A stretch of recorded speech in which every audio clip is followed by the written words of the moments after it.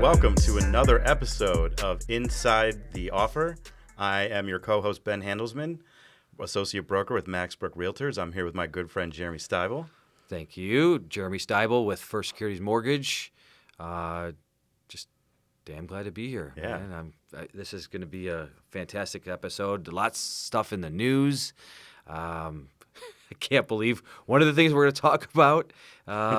It's just obviously out of left field, but I understand why they're doing it, but never would have anticipated that. I'm excited. Yeah, me too. Yeah, let's dive in. So we always start every segment with in the news, things that have changed in the real estate industry since the last time we met. A very interesting story. Yes, it is. That we wanted to start out by talking about. Bed Bath & Beyond, the big box store. A retail store. The one that you walk in, you go sit and try the fluffy towels and feel the sheets and all that kind of stuff, right? That's Bed Bath & Beyond, right? You can buy knives and all that kind of stuff, right? But I feel like, I don't know, the Bed Bath & Beyonds near me have been closing. I feel that's what I thought too. I don't see one around me at all. I mean, we used to use the coupons too, right? Right. 20% off or whatever it was. Like, I don't have them. I actually found some of those coupons. I'm like, oh, wow. I guess I don't need them You can anymore use them to because buy a I don't house. know where you could. But maybe I can. Can you do 20% off a house? Hey, I got a I coupon. know, yeah, when I went to Bed Bath & Beyond, you could bring expired coupons from 2 years ago. Correct. They'll still use them. So maybe they will take my coupons to buy a house. Yeah. So that's really interesting. So Bed Bath & Beyond bought a company called Fathom for something in the $50 million range. Fathom Holdings. And Fathom is a real estate, not a huge real estate broker, but a decent size. But they also own mortgage, title, insurance, all that stuff. Yes. So I guess they also have some kind of technology platform, IntelliAgent. So I'm assuming it has something to do with everybody wants technology. That's the rage, right? AI technology. Right. And so they, from what I was reading, and I guess Marcus Lemonis is the CEO of Bed Bath & Beyond, and obviously name dropping, I like it. I do my research, and I actually like Marcus Lemonis. I have watched his shows on TV where he goes into businesses and tries to help, right the ship. So I think he's got a good head on his shoulder, and I do see what he's saying is that they want to try to have the home buyer be a part of one ecosystem. And it seems like a lot of companies are doing that, right? We talked about Rocket. We talked about Compass. So again, I feel that is the way things are moving. Right. Berkshire Hathaway bought the fourth largest home builder recently. So a lot of companies are making big bets on the real estate market. Correct. And they want everything in one. It was just really odd to think that it would be Bed Bath & Beyond as the next one. Right. Like, do you see consumers going to Bed Bath & Beyond? I don't know. Like, I can't see, hey, will you send, somebody shopping me, and I'm like, can you send me your loan estimate? Yeah. Where'd you get it from? Bed Bath & Beyond. I'm hoping that they may do a different name for the mortgage division or whatever. But so yeah, they have a few different opportunities, but their biggest, they just want to keep somebody in the home buying. And they said basically a buyer's going to go buy a house with one agent, with one division. Right. Then they're going to go get a mortgage with somebody else. Then they're going to go fix up the house with this builder, and then they're going to do the insurance with this. So they're saying everybody's separate. But now if they can bring it all in one, under one which umbrella, I still don't know if that is a good idea, because I think everybody should be able to shop around, and they shouldn't have to keep it all in one, unless they're really offering something different, like the 20% off coupons. Yeah, here's my take on it. It's definitely a bizarre move. Mm-hmm. If Bed Bath & Beyond was a Berkshire Hathaway, if they were a successful billion-dollar, million-dollar company, I guess that would make more sense. To me, this smells like more of a move of desperation. Like they looked at it and go, okay, the customers that walk through the door, the number of people is down. Where do our customers come from? Well, a lot of people buy houses and then go to Bed Bath. So let's buy a brokerage and we can own that. Or do they buy Bed Bath & Beyond for their client list?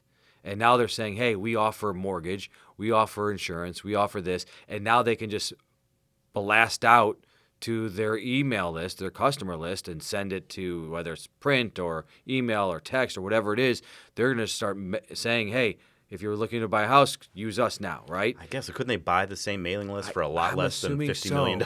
I don't know. It doesn't make sense in that way. Like you said, it smells desperation, and hopefully Marcus Lemonis doesn't come after us for talking about his business I mean, like this. Listen, we're here stating our opinion. That's what go. People are Bring tuning it. in for.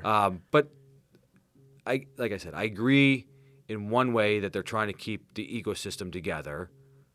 I see that, but it just doesn't make it right for the client. Yeah, I really don't like when everything's under one roof. As a mortgage broker, I have the ability to shop around to different lenders to find the best rate. And if this is just them and all you're doing is going and using their mortgage company with their rates, and then you're using their realtors with their commission, and you're using their insurance company with their how do you know you're really getting a good deal? Right. Well, in their defense, Bed Bath & Beyond is not the only, I guess, real estate company now. They're a real estate company that's doing this, that's trying to own the entire transaction from start to finish and every piece of it. There are plenty of other brokerages that are doing that. But I think the difference is those brokerages already came from a real estate. If they've been in the business. They've been in the business. The real estate. Bed Bath & Beyond, what do they know about running a brokerage? I mean, I guess they'll hire the right people and they'll whatever, and the CEO's got a good head on his shoulders, but it just seems like so out in left field. And, again, like I said, if this was a very successful company that is looking for ways to grow their brand, then, okay, maybe you take a shot. But this is a company that has been losing market share, that's been closing stores, and then it just seems like this is sort of a desperate left field. Well, let's give this a shot. Yep. See, houses are expensive. Maybe we can get in on that. Maybe we'll get it. Maybe we won't. I don't know.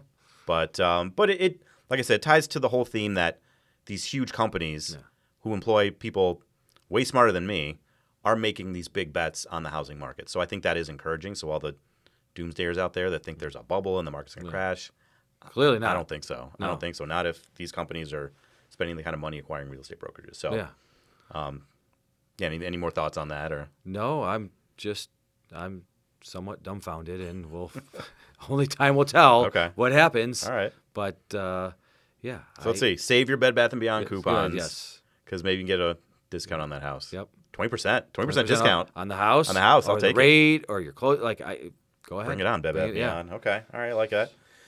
So the other in the news we have a lot in the news to talk about today is we had the first Fed meeting with the new chair. Yep. They decided, unsurprisingly, to keep the rate the same. It was a unanimous vote. They all voted in that way.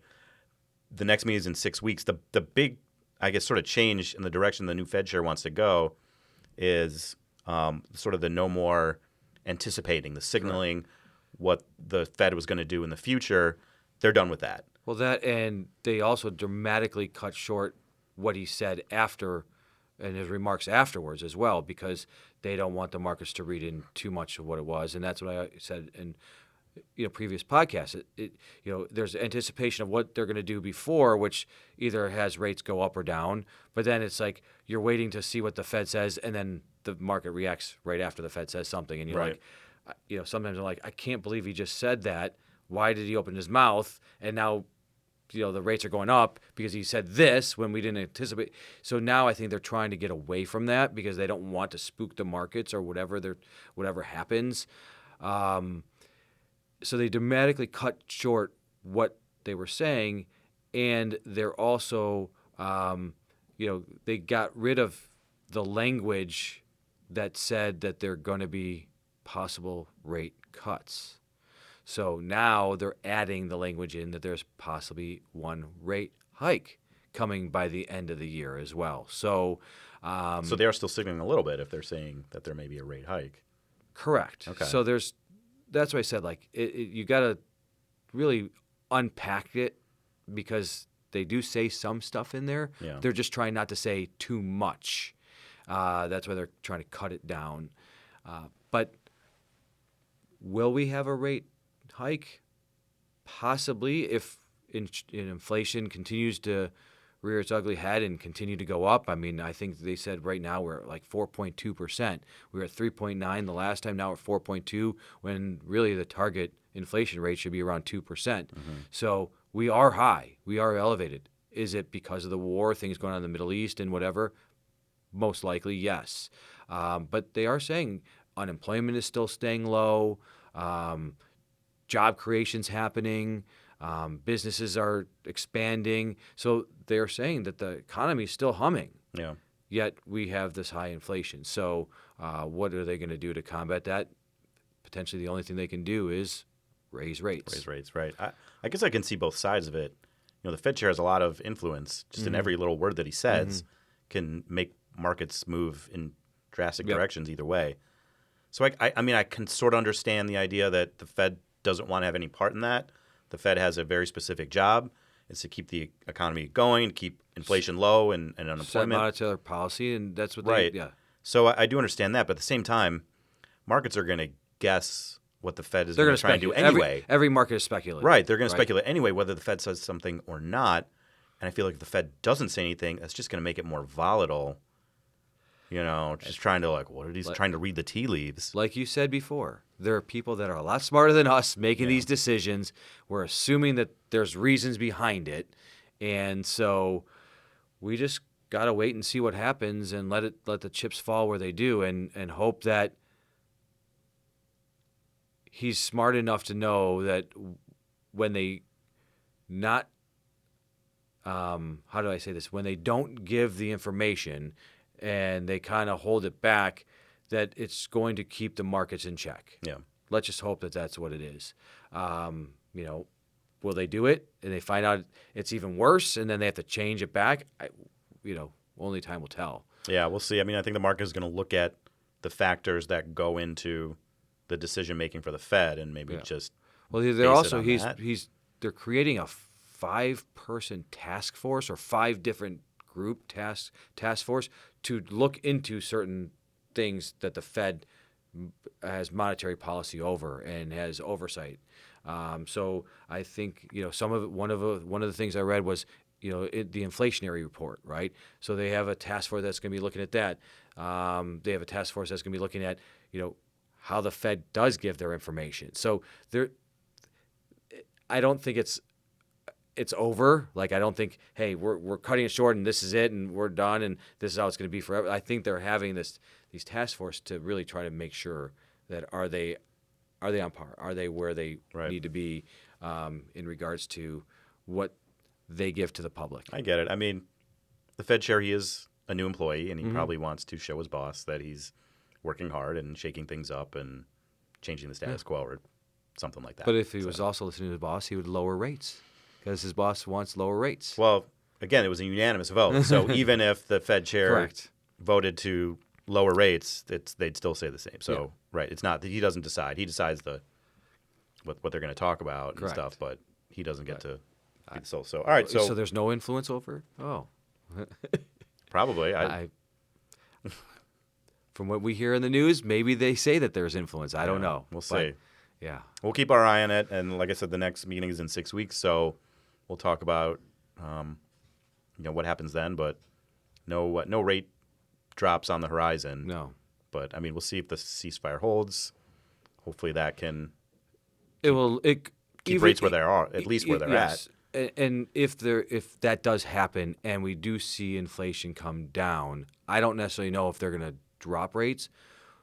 But again, the Fed rate that they're dropping doesn't always affect mortgage rates directly. So our rates could drop anyways, even if the Fed doesn't drop their rates. That's true. And lower the rates. So it is just it's a very volatile situation. We're again in unprecedented territory because we're coming out of COVID with the lowest rates ever, and then they're going up. Now they're coming back down, and then the war, and they're going back. So we haven't been in this realm, and so we're all trying to figure it out together. Right. We wonder why there's uncertainty in the market. Correct. Right, and that's why there's uncertainty, and that's why you just got to make sure you're working with a professional that can help guide you through it. And like I say to everybody, if you're happy, and I use the word happy because nobody's really happy with rates being where they're at, Right. but if you're happy with where you can get your payment and you know you can afford it, then just take it.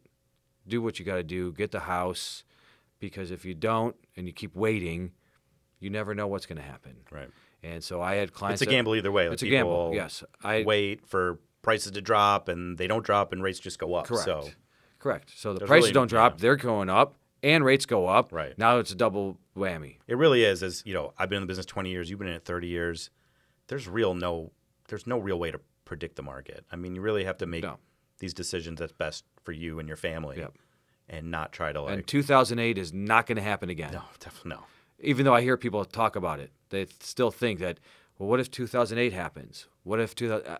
I mean, there could very well be another recession in the future. Not saying that that'll never happen, but it's not going to be a result of Well, a mortgage 2008 crisis. was yes. Right. So that part with all the foreclosures and everything like that mortgages aren't underwritten that way anymore. Right. So that Right. part's It's not totally going to happen. different. Right. So a recession may cause a little bit more of uncertainty and may lower, rates or lower prices on houses, but not to what it was in 2008. Mm-hmm. So, but especially if there's little inventory that we keep talking about, when there's little inventory, that's going to make prices go up. Right. Supply and demand. Supply and demand. People are going to spend more because they have to in order to get what they want. Right. So, yeah, it'll be interesting to see what happens and how this plays out, and hopefully, we'll see a rate cut eventually. Even if they increase it now just to stave off inflation, maybe we'll see a rate cut at the beginning of the year. You think? Potentially. It just depends on what happens, again, if the war ends and how things shake up. So we'll just keep our eye on it. Okay. Well, I appreciate that breakdown. The last thing, we have a lot of in the news today. We don't usually have 3 stories, but one thing I really wanted to talk about, Google announced that they are now going to be displaying real estate listings on Google, not Zillow or Realtor.com or all these other websites. Directly from Google, consumers will be able to look at real estate listings. Where'd you find this? On the on internet. Google? Yeah, on Google, on the internet. Where else? Everything's true on the internet, right? But it's kind of crazy because I think Google was probably a big factor in Zillow becoming as big as it was. Yeah. And now Google is saying, "Oh, why don't we just cut out the middle? We could do this ourselves." Well, yeah, because I'll tell you, like half the time people call me up and they'll say, "Oh, I'm going to look at this house." I don't go to Zillow first. A lot of times I just go to Google and I type in the address, and then under the searches it comes up as Zillow, Redfin, or whatever else, and then you just click on whichever one you want. And the goal is like Zillow to sell ad space to other realtors. So for people who don't know this, the way Zillow makes a lot of their money is they have a connection to our multiple listing service, our MLS. That's how they get all the data for what houses are for sale. And then they sell advertising space to realtors to advertise on these listings. So Google is going to do just pretty much exactly the same thing. Yep. So it'll be interesting to see who wins in this. Is it the consumer? Is it Zillow's competitors? Is it Google? I don't know. Really curious to see how this shakes out. If people will embrace this, or people don't care where the listing comes obviously from. Google wants to keep everybody in their ecosystem, Yeah. right? They don't want them to type in an address like I do and then go to Zillow, right? They want to try to figure out how they can keep them in the ecosystem. But again, eventually you're going to have to go out of that, because if you're going to want to look at a house and you don't have an agent, that's where I know there's a lot of clients that actually find their agents from Zillow. So if there is an opportunity for agents to be on the Google side of it, then maybe that's where they do, and that is where they stay. Right. I don't know. It'll be interesting to see. I mean, I'm sure they'll make some money off of this. I don't know how hard it is to just import listings and sell ad space. So they'll probably make some money on this. But, Google's not the innovator here. I mean, they're just copying what Zillow does. Mm-hmm. Zillow has plenty of competitors. Yeah. They always have. But there's a reason why they're the number one in the market. They have the brand recognition. They have, I would say Google does too. Yeah. They have yes, but not in terms of real estate listings. Correct. Like, hey, I'm looking for a house. I'm going to go look at listings on Google. They don't have that brand recognition when it comes to real estate. Can that change? Obviously, of course. Yeah. But Zillow has remained a lead. And I'm not a big Zillow fan. I'm not here preaching Zillow. but they've maintained their spot for a reason, and they have plenty of competitors, and I think this is just another one competitor. So I'd be interesting to see, if Zillow and the Zestimate is another thing that they offer. I was going to say, because even though it's not super accurate a lot of the time. We should do an episode on that. Yeah. Zestimate versus what it really sold for. Yeah. That would be probably pretty eye-opening to people, including the CEO of Zillow, who sold his house, and the Zestimate was like 20% less than what he sold it for. That was like a famous thing a couple years ago. So I mean, we'll see. This is not like, I feel like Google isn't like coming up with like a $1 billion idea. I mean, there are plenty of other places that you can get real estate listings. Every company is looking to expand their market share in some way. So, but if people are still going to Google, and they're still looking for information through Google, this is another way for them to look for more information. And like you said, it's another way for them to possibly get ad spend through Google, and that's just like way you could take somebody else's idea and capitalize on it. Right. You don't have to invent it yourself.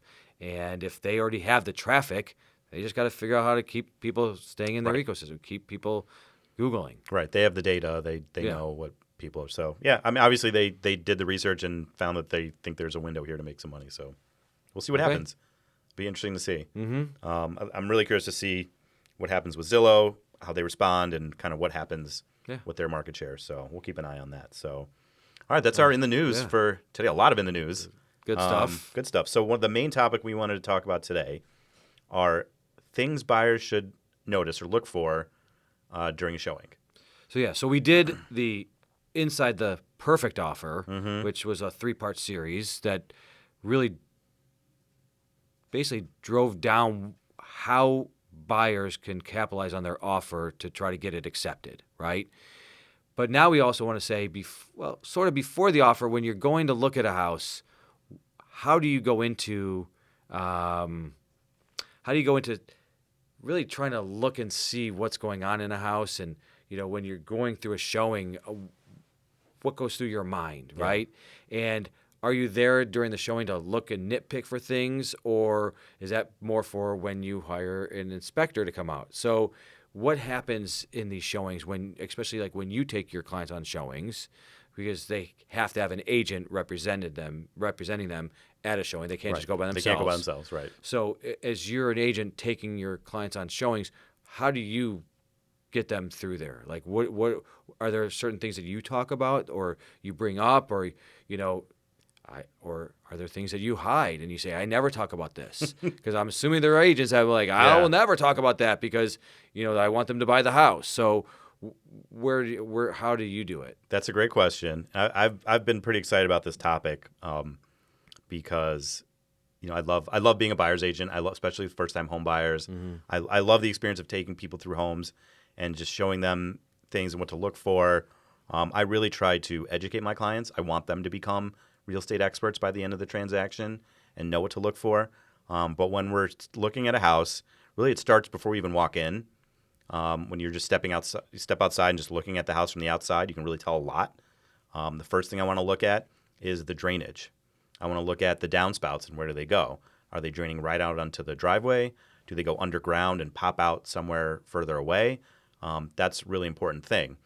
There have been houses where I can look and I see, well, the downspout is just emptying right at the base of the house. So where's the water go? It has a negative grading, which means the grade is going into the house instead of away to the house. So there have been multiple times where I've looked at this and said, they definitely have water in the basement. Yep. And when we go in, and sure enough, you can see all the evidence for it. Or you smell it. Well, yeah, that too. Yeah. So the drainage is huge. You want to look around the house, see where the water is going. I want to look at the driveway, see if there's a lot of cracks in the driveway. Having to redo concrete is very, very expensive. It's only gone up pretty exponentially since COVID. Mm-hmm. So I want to look at that. And I want to look at the roof. Again, I'm not a home inspector, so this isn't home inspection advice. These are just things that, 20 years in the business, I've been on hundreds of home inspections, so I know kind of the basic things to look out for. But again, I'm not a home inspector. Yeah. We'll have a home inspector probably on in future shows to give more information. But so I want to look at the roof. And sometimes you can tell if it's an older roof, sometimes you can't. One of the things I look for is if any tiles are starting to pop off, if it's not totally even all across, if there's like waves or like I said, tiles popping off or discoloration, that can give you a clue that the roof needs work. But really the only way to know is to have a home inspector go up there, go on the roof, and go in the attic. So he's seeing the roof from both sides to tell you how old the roof is. But if the roof is old, then there are signs, and those are some of the things to look for. Now, what about landscaping? If you look at a house and the landscaping hasn't been touched, it's overgrown, it's terrible, what do you say to the client? Like, hey, I wonder what the inside of the house looks like if this is what the outside looks like? Yeah, I mean, if the landscaping is terrible, that's sort of on the listing agent. They need to explain to their clients, you're going to have buyers coming through. If you want to get top dollar, clean up this landscaping, make it look nice from the outside. It's more than an aesthetics thing. The landscape items I would be looking for specifically are big trees. If you have big limbs over the house, then there's a risk of them breaking off and falling on the house. Okay. That's happened to me personally. Yeah. And then also, if you have big trees in the front or sometimes in the back of the yard, they could be encroaching on the sewer line. So the roots. The roots of exactly, the roots of the tree. So sometimes sewer lines go in the front, sometimes big they go in the back. Trees mean big roots? Yes. Yeah. So if there's a tree in the front and you can see the roots going everywhere, I don't see too many foundation issues, but sewer issues you run into a lot. So those are kind of the windows too I'd like to look at. If they're original windows, if they look newer. Their vinyl windows are probably newer. If they are metal, they're probably older. And windows are very expensive to replace. So before you walk into a house, you're already looking at this stuff. You're discussing with your clients, this is what I see, this is what's going on. And are you making note that if they do make an offer, like, hey, make sure that if the offer is accepted, when you have the inspector come out, ask about this. 100%. Ask about this. Okay. 100%. So, yep. So you're already starting to take mental note of what possibility that they're going to have, I guess, a discussion on with their inspector. There are a lot of signs. If someone's taking care of the house, there are a lot of signs. And if they're not taking care of their house, obviously also a lot of signs. And again, I'm not a home inspector, but I've been on so many home inspections. I've seen so many houses that I can get a pretty good indication that if this has an inspection, what direction the inspection is going to go. So that's from the outside. You could just tell so much from a house just from the outside. The other thing is the chimney. You want to look at the brickwork of the chimney, the flashing around the chimney. If the flashing which is, I don't know how to describe it, but like the sort of the guard between the chimney and the roof, there's like a little barrier there so water doesn't get in between. So if that flashing is damaged or gone, you're probably having roof issues.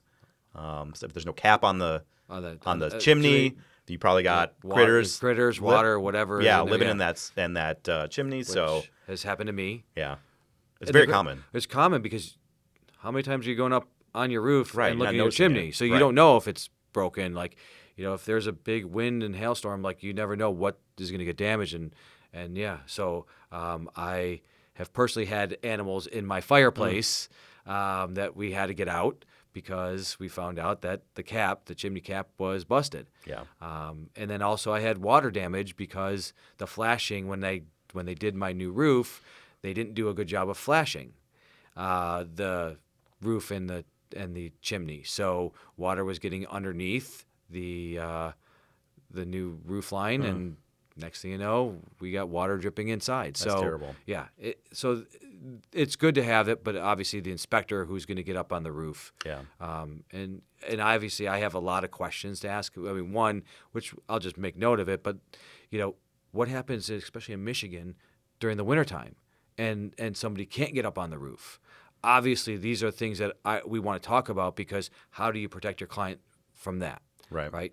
But let's go back to what happens. Now you walk in the door, you open the door, and you're like, oh my God, it's either a good thing or it's a bad thing, right? Right. So what happens as you go into the house? What do you? Yeah, once we go in the house, I like to let the buyer take the lead.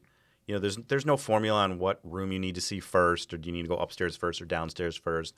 I like to let my buyers just have free reign, decide where you want to go, and I'm not huddling close to them, but I'm nearby. I'm pointing out things. If I see something, I want to see how do the floors look. different things like that.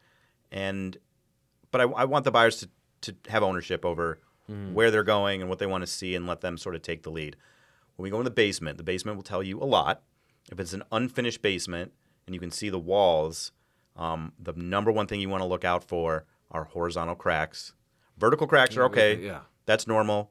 But the horizontal cracks in the wall is an indication that the foundation is shifting. That is a huge, huge red flag if you see horizontal cracks. So that's the first thing I'm noticing in the basement. You want to take just a good smell, take a good whiff. Yeah. You can smell if there's moisture, if there's mold. Take a whiff. If they're like, why do they have a dehumidifier running? Yeah. That's interesting. Little things like that. Not necessarily an indication of a problem, but just something you want to take notice of. If it's one of several things that you're noticing, that might give you a clue. But I've noticed when I was looking for houses, there were, especially in Michigan, there's different types of basements, right? And so some of the basements that we were in, whether they were just a Michigan basement, which is a smaller, right. So the older homes have what's called a Michigan basement, which is a basement which it's pretty rough. Yeah, it may not have. I'm usually scared because you never know what's buried down there or whatever. It looks like a kind of a dungeony, like it's cellar a very type of thing. Yeah, low roof, low ceiling, and we've been down there, and you just walk in, you're like, I can't even go further because it smells so bad. There's either mold or there's something going on, dead critters. Like not all Michigan basements, but not all. Yeah, but some of them that I've been in had that. It's like, oh my god. So you will know. You'll know if that has that kind of smell, and then you just got to figure out where's it coming from and what's going on, and can you fix it. But yeah. So when you're in the basement, you're looking at these things. Obviously, a foundation issue. You'll have an inspector come out. It's a red flag, but it may not be a deal breaker, right? So when you're going through these and you're walking through, do you ever, if there's a deal breaker before you even see that they say make an offer, right? Are you pointing that out and saying, hey, look, while you were over here looking at these bedrooms, I was looking at this. You may not want to buy this house because this is really bad. I wouldn't suggest it. Well, I don't phrase it like that. 100%. If I see something, I'm going to point it out. Every buyer I'm working with, I would treat them as if it was my mom or my cousin or whatever. Yeah. I consider anyone who's working with me like as if they were family. What about your dad? No, definitely my dad. You let him go. My dad already knows. He already knows this stuff. Okay. He doesn't need my advice. But so yeah, I'm 100%. I'm pointing stuff out. Okay. And that will impact the offer. Maybe there's something that we see that the seller doesn't even know about. I was showing a house a week or two ago, and there was a leak in the basement, and the seller didn't even know. So yeah, so 100%. I'm pointing out everything, and how is it going to affect the offer? Well, it's going to depend on, this house just come on the market. Are there multiple offers? Maybe it's been sitting for a while. So it's really going to depend on those factors. Yeah. I don't think that's any one of these issues is not except maybe the horizontal cracks. None of these are necessarily deal breakers. Yep. But again, like I said, get an inspector to get more information. If you're in a basement that's finished and you can't see what the walls look like, and you can't really see the cracks, that's where a home inspection becomes even more important, because home inspectors have equipment for that. They have moisture meters that they can point at the walls and see if there's moisture behind the walls. Obviously, I'm not Superman. I can't see that. So I would lean in any finished basement. You would want to get that done.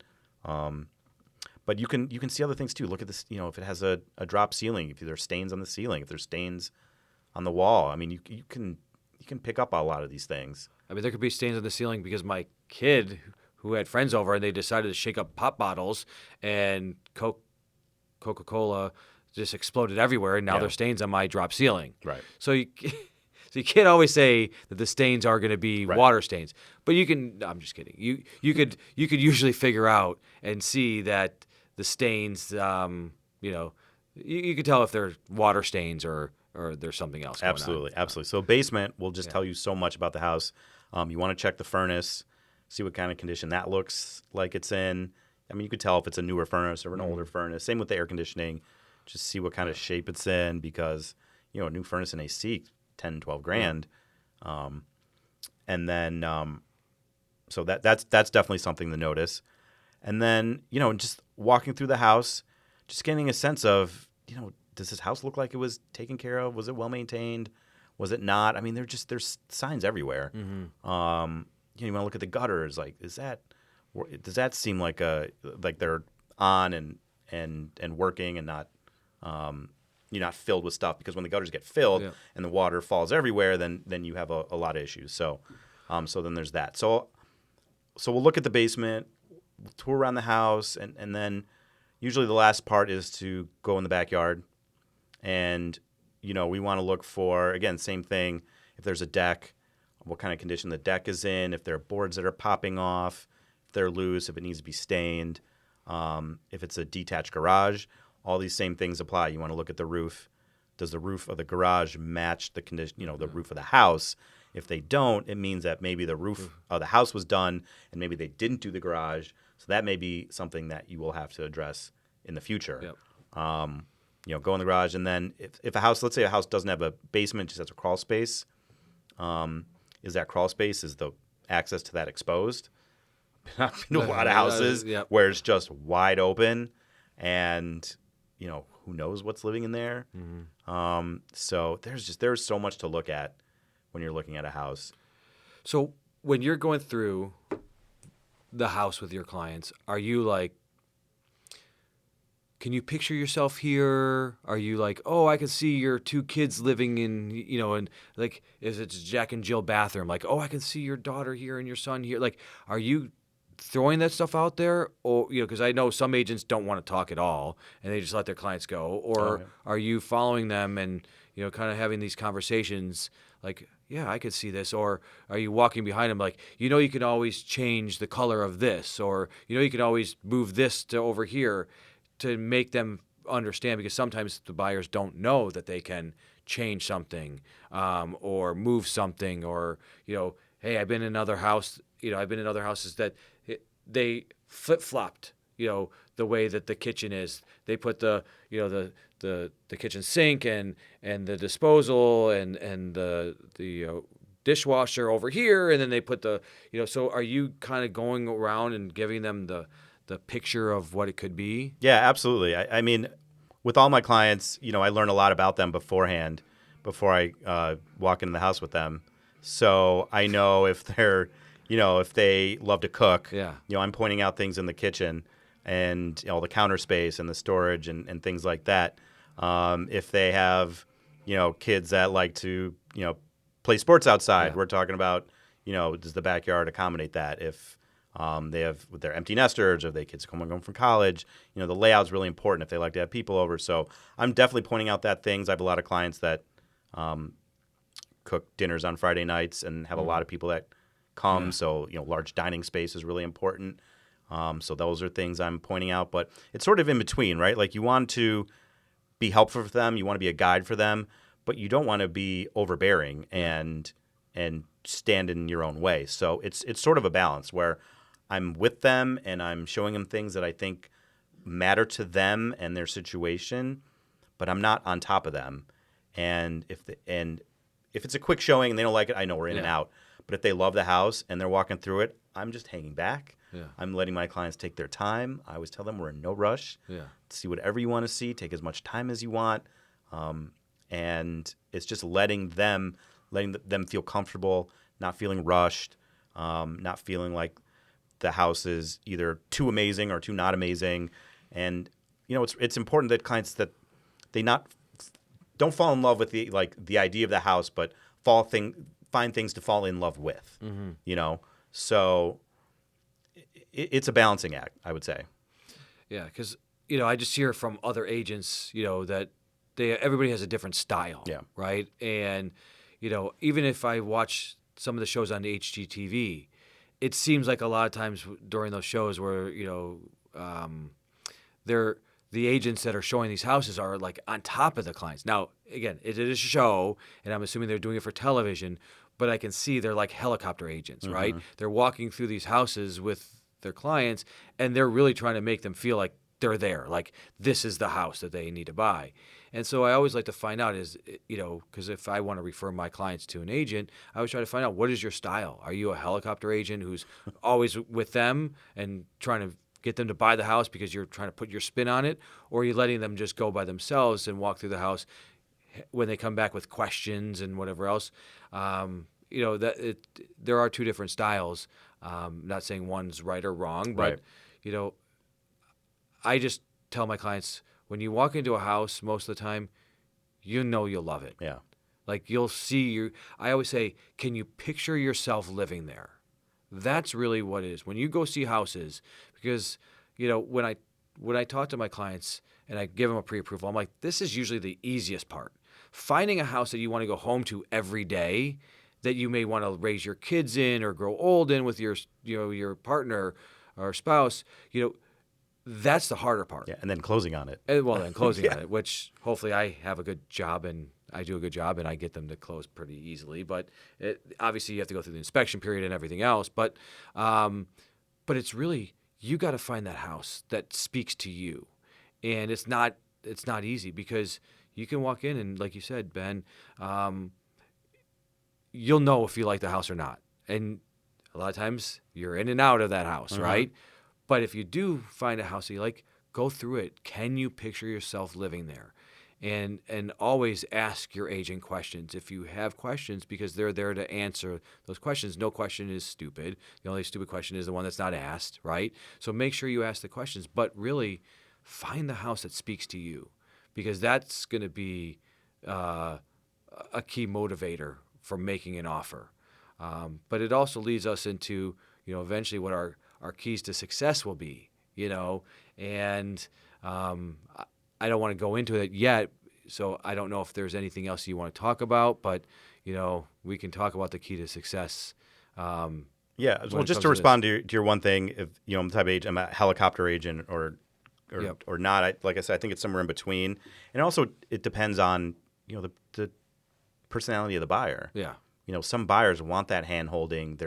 Especially if it's a first time home buyer, they might be a little unsure, insecure about the whole process. So then I might spend a little more time with them on the showing, handhold them a little bit more, versus a seasoned buyer seller that's done this a bunch of times.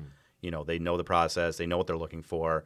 They want me there to answer some questions, but they know what they want. So it's my job to sort of stand back and let them do what they need to do. So it's somewhere in between, and you have to find the balance with that particular client. Yes. So every client's different, and I get it. 100%. And every agent's different. So it's, how do you marry the two, right? How do you make sure that you're doing what you need to do for the client without overstepping any boundaries or whatever it is? And like you said, with a first-time home buyer, they may need a little bit more handholding when you walk through and explain certain things, because they don't know what they don't know, right? Or somebody that is a seasoned homeowner, this could be their third house that they're buying.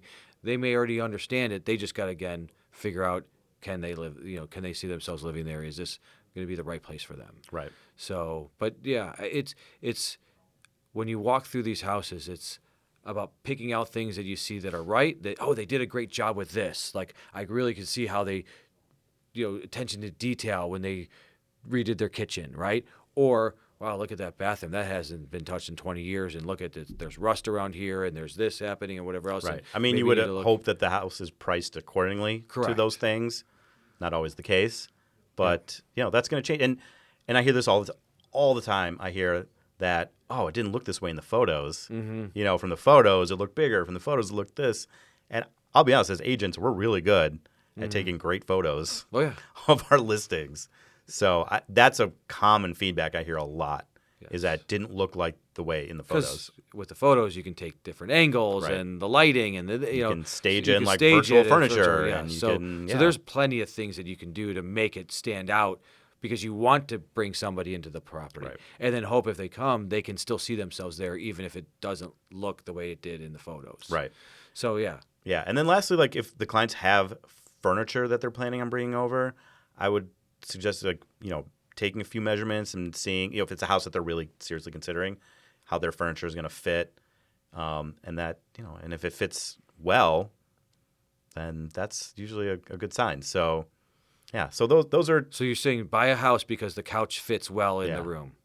Well, I've had buyers that was the criteria. We have this couch, we love it, it's got to fit in this house, so we need to find a house that fits this couch. Okay. I've had clients specifically tell me that.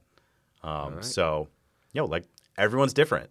Everyone has different My needs. wife would be different. She'd be yeah. like, "Oh, in a house, I can buy a new couch because our other couch didn't fit." Yeah. Yeah. So we'll do another episode on weird stories because I got lots of those. Yeah. But just those are sort of in a nutshell kind of the things that I like to look for in a house with the clients. Like I said, just to circle back, like the drainage, the roof, the foundation, the HVAC, windows, things like that are really important. Again, not to diminish the importance of getting a home inspection. Definitely get a home inspection. But a good realtor, a good experienced realtor can usually point out some of these issues before you even get to that point. Yeah. So that maybe it's more than a buyer wants to handle, and you don't take it that far. Correct. So So moving on to our keys of success. Yeah. What's the takeaway for all this? I think buyers should sort of have the mentality that you want to tour with your head and not with your heart. Yep. Have a list of things that you're looking for in the house, a checklist and wants and needs, and sort of looking at it, taking out and it's hard to do, taking the emotion out of it and looking at it like a business decision. Does this house suit our needs? Does it check off enough boxes? And that's why I say, can you see yourself living there? Because that part is, I can see myself living there, but don't fall in love with the house yet because it's not yours. Right. So it is a catch-22 because you're trying to get them to feel like they're living there already, but yet you don't want them to fall in love with the house, right? So you still want to tour with your head and say, okay, I can see myself living here and I can do this and my furniture will fit and all that kind of stuff. But yet we can't have you fall in love because you haven't submitted an offer yet. You don't know if they're going to take it. You haven't passed inspection yet.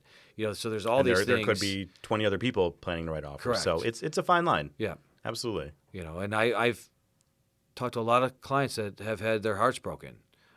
Just because whether they didn't get the house because of the offer, and their offer wasn't strong enough, or the seller went with a different offer, whatever it is, or in the inspection they love the house and then all of a sudden the inspection comes back and came up with something that was so big that they just didn't want to tackle, and now all of a sudden they're like, we're back to square one. I thought I found my forever home, and so it's not easy. It's not easy to get under contract, and then it's not easy to close the house because of all the things that can go wrong during that process. Right. So we always say that's why you have professionals in your corner, whether it's the mortgage, it's the realtor, it's the inspector, it's the insurance. You have the people there to protect you and to guide you through this, and hope that once you get to the closing, you have a good product and you have something that you can say, wow, this is my place. Right. So, Awesome. Okay. I like the good keys to success. It tied in well with what you were saying, and maybe I'll be working for Bed Bath & Beyond one of these days. Who knows? That'd be amazing. Save some coupons for me. So anyway, on that note, thank you for tuning in. Appreciate it. If anyone has any comments, feel free. We'd love to hear your feedback. Like and subscribe, and we'll catch you on the next episode. Yeah, catch you on the flip side.